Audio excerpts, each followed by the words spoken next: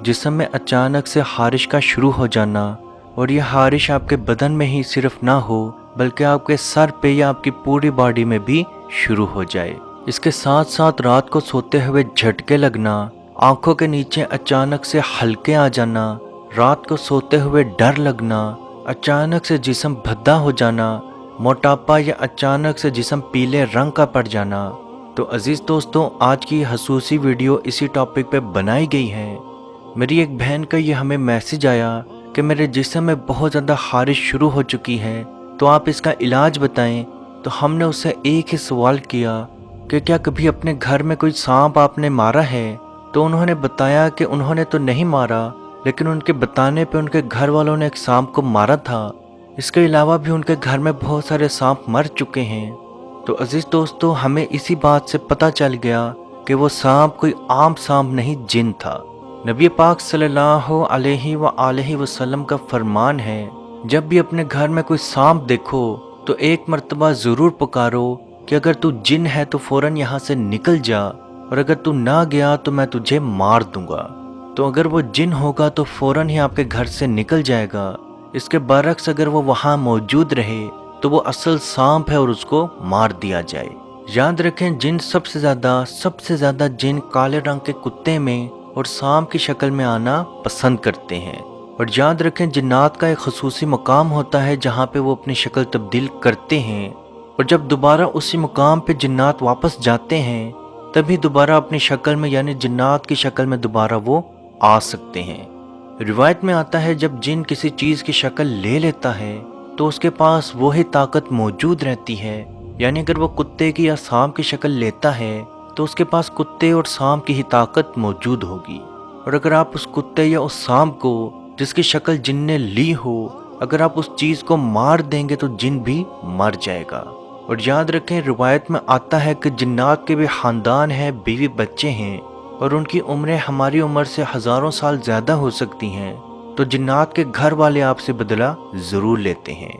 और जिन की सबसे बड़ी अलामत यही है कि आपके जिस्म में अचानक से खारिश का शुरू हो जाना, इसके साथ डरावना ख्वाब आना, चेहरे का अचानक से चेहरे का पीलापन या अचानक से चेहरा ख़राब हो जाना, अचानक रात को डर महसूस होना शुरू हो जाना, घर में अकेले रहते हुए डर महसूस होना, इसके साथ साथ अचानक से आपकी तबीयत का ख़राब हो जाना, या अचानक से आपको छोटी छोटी बातों पे अचानक से आपको बहुत ज़्यादा गुस्सा आ जाना, जबकि आपको मालूम भी हो कि गलती आपकी है, उसके बावजूद भी गुस्से पे कायम रहना, तन्हाई में रहना बहुत ज़्यादा पसंद करना शुरू हो जाना, और जहाँ तक हो सके अपने घर वालों से, अपने रिश्तेदारों से दूरी इख्तियार करना।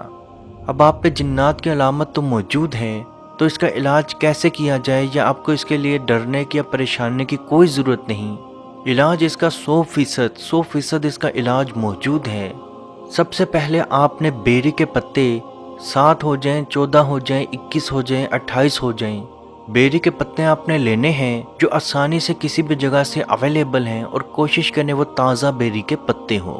उन पत्तों को आपने पानी में मिक्स करके उस पानी से गुस्ल कर लेना है, और ये गुस्ल कम से कम आपने एक हफ्ते में कम से कम आपने 3 मरतबा ज़रूर करना है।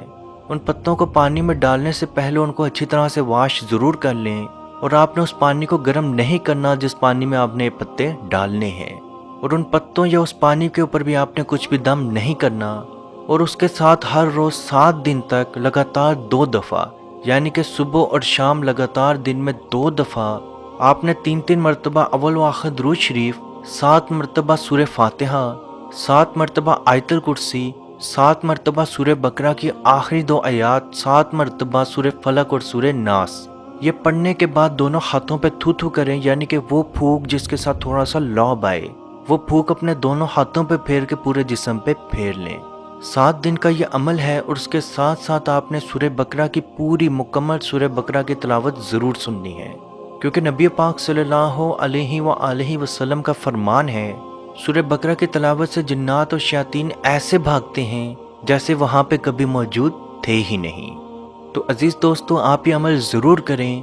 इंशाअल्लाह बाहुक्म खुदा आपको 7 दिन के अंदर अंदर शिफा मिलना शुरू होगी, और जब तक आप अपने आप को मुकम्मल तौर पर शिफा याब नहीं देख लेते तब तक आप ये अमल कर सकते हैं। یاد رکھیں ہمارا پروردگار اور ان کا پروردگار اللہ ہے، اور اللہ ہی آپ کو شفا دے گا۔ اپنے دماغ میں اس چیز کو بالکل صاف رکھیں کہ اس عمل کے ذریعے اللہ پاک آپ کو شفا ضرور دے گا۔ بے شک اس کے یہاں کچھ بھی ناممکن نہیں، اس نے کن کہنا ہے اور فیکون ہو جانا ہے۔ عزیز دوستو، اس ویڈیو کو جہاں تک ہو سکے ضرور شیئر کریں، کیونکہ آپ کی وجہ سے اگر کسی کی پریشانی، کسی کی بیماری، کسی کی مصیبت، کسی کی ٹینشن دور ہوگی تو اس کا ثواب بھی آپ کو ضرور ملے گا۔ اللہ پاک سے دعا ہے کہ ہم سب کو اپنے حفظ و ایمان میں رکھے، ہماری بیماریاں، ہماری پریشانیاں، ہماری فکر مکمل طور پہ دور کرے اور غیب کے خزانے ہم پہ ظاہر کر دے، اور کشمیر کے فلسطین کے بھائیوں پہ خصوصی رحم عطا فرمائے، اور کشمیر کے بھائیوں کو آزادی کی نعمت عطا فرمائے۔ آمین۔ اللہ حافظ۔ اے مالک ہمارے اٹھے ہوئے ان گندے ہاتھوں کی طرف نہ دیکھ، مالک اپنا رحم اور اپنا کرم فرما، مقبوضہ کشمیر کے مسلمانوں کو آزادی کی نعمت سے مالا مال فرما۔